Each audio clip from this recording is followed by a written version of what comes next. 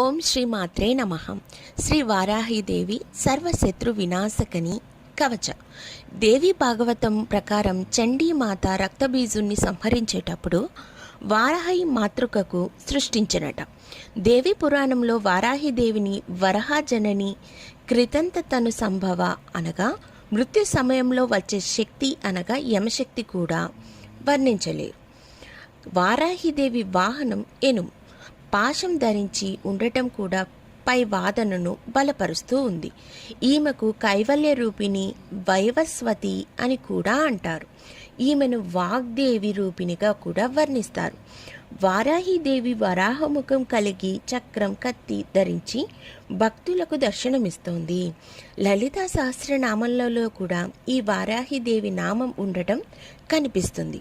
వారాహిదేవి మందిరాలలో ముఖ్యంగా తాంత్రిక పూజ జరపడం సర్వసాధారణం. ప్రతి మనిషిలోనూ వారాహి శక్తి నాభి ప్రాంతంలో ఉండి మణిపూర స్వాధిష్టాన మూలాధార చక్రాలను ప్రభావితం చేస్తుంది. వారాహిదేవి కవచం పారాయణం చేయిస్తే ఎంత కష్టమైన సాధ్యం కాని పనులైనా త్వరగా పూర్తవుతాయి.